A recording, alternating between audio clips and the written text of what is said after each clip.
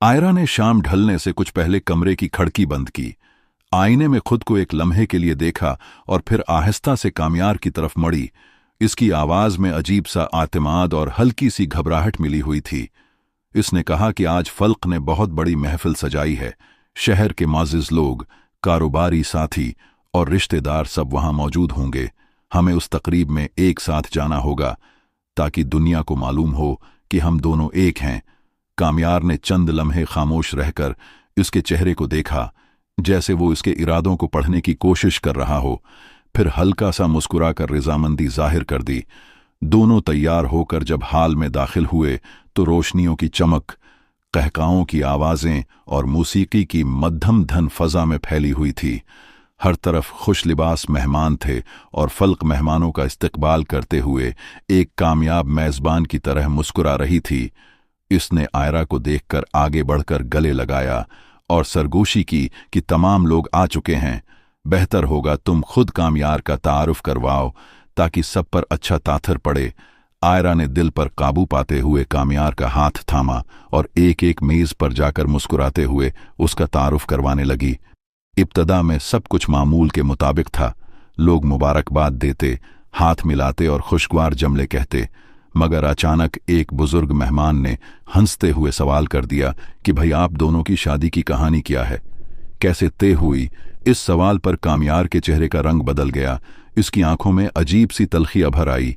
इसने तंजिया अंदाज में कहना शुरू किया कि ये शादी तो दरअसल एक मजाक बन गई थी। आयरा ने कभी उसे कबूल नहीं किया था। कुछ दोस्तों की शरारत और एक बदनाम वीडियो के शूर के बाद हालात ने पलटा खाया और फिर अचानक इसी लड़की ने उससे निकाह कर लिया। वो बोलता गया और अल्फाज तीर की तरह निकलते गए। उसने ये तक कह दिया कि अगर वो आज कुछ है तो महज आयरा की वजह से है, गोया उसकी अपनी कोई हैसियत न हो। महफिल में खामोशी छा गई। आयरा के कानों में शूर सा गूंजने लगा। उसकी आंखों में आंसू भर आए, मगर उसने खुद को संभालने की कोशिश की।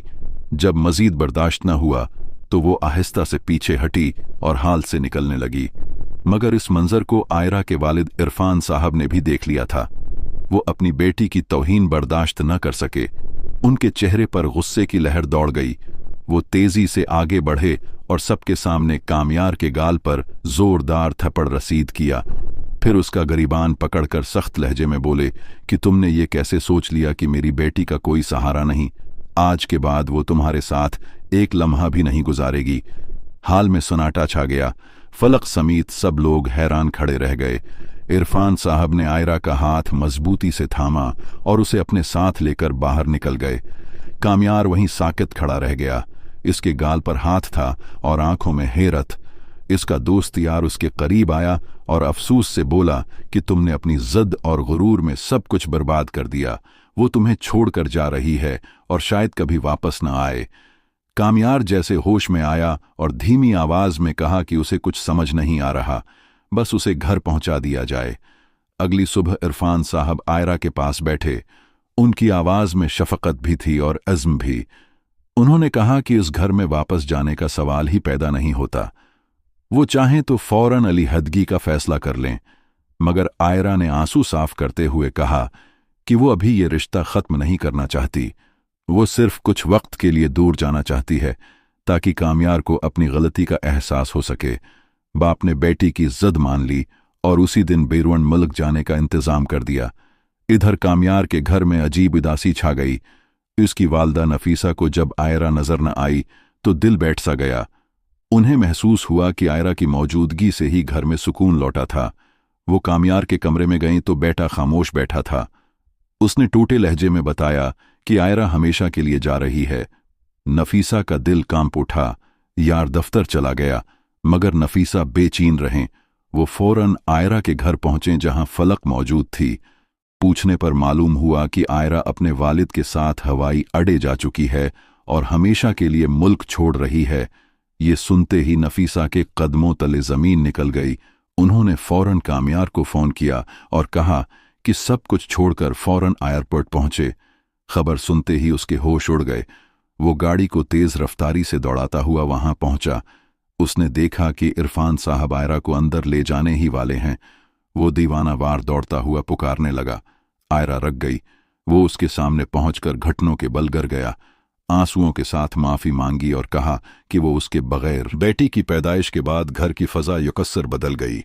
वही दीवारें जो कभी खामोशी और फासले की गवाह थीं, अब नन्ही हंसी की बाज़गुशत से महकने लगीं। आयरा जब अस्पताल से वापस आई तो नफीसा ने दरवाजे पर उसका इस्तकबाल इस तरह किया जैसे बरसों बाद कोई खोई हुई खुशी लौट आई हो। कामयार की आंखों में उस दिन अजीब सी नमी थी। वो हर लम्हा बेटी को देखता और फिर आयरा की तरफ ऐसे देखता जैसे दिल ही दिल में किसी अनदेखे खौफ से वादा कर रहा हो कि अब कभी उसे तकलीफ नहीं देगा। इरफान साहब भी अक्सर आकर बैठ जाते, बेटी को गोद में लेते तो उनका चेहरा नरम पड़ जाता, गोया माजी की सारी तलखियां उस नन्ही जान के लम्स से ढल गई हूं। मगर खुशियों के उस हुजूम के बीच कहीं न कहीं वो वाक़या साये की तरह मौजूद था जिसने सबको हिला कर रख दिया था।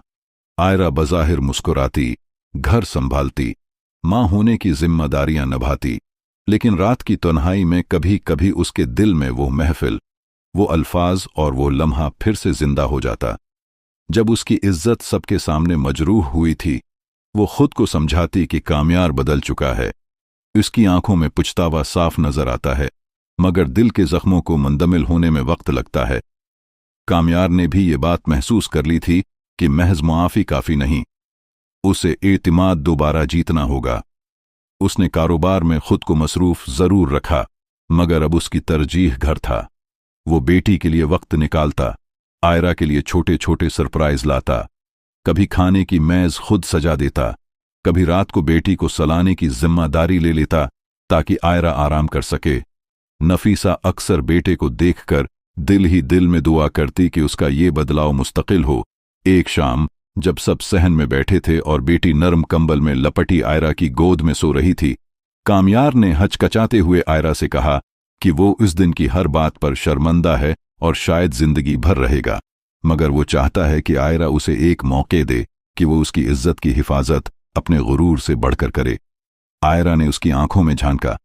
वहां अब वो तलखी नहीं थी बल्कि खौफ था, खोने का खौफ। उसने आहिस्ता से कहा कि रिश्ता सिर्फ मोहब्बत से नहीं चलता, एहतराम उसकी बुनियाद है। अगर ये बुनियाद कमजोर हुई तो सब कुछ बिखर जाता है। कामयार ने सिर झुकाकर इस बात को कबूल किया। वक्त गुजरता गया। बेटी की पहली सालगिरह आई तो घर में सादगी से तकरीब रखी गई। इस बार कामयार ने खुद मेहमानों के सामने आयरा का तारुफ इस फख्र से करवाया कि सब हैरान रह गए। उसने कहा कि अगर आज वो एक बेहतर इंसान है तो उसकी वजह उसकी बीवी है, जिसने उसे माफ करके नई जिंदगी दी। आयरा के दिल में उस लम्हे एक गरह सी खुल गई। उसे महसूस हुआ कि शायद वाकई तब्दीली मुमकिन है। इरफान साहब ने भी बेटी की पेशानी चूम कर कहा कि असल कामयाबी यही है कि इंसान अपनी गलती पहचान ले। फलक, जो कभी उस कहानी की खामोश गवाह थी, मुस्कुराते हुए आयरा के पास आई और सरगोशी की कि आजमाइश के बाद मिलने वाली खुशी ज्यादा मजबूत होती है। रात गए जब सब चले गए और घर खामोश हुआ तो कामयार ने बेटी को बस्तर पर सलाकर आयरा का हाथ थामा और कहा कि वो चाहता है उनकी बेटी कभी अपनी मां को कमजोर न देखे बल्कि उसे ताकत की मिसाल समझे।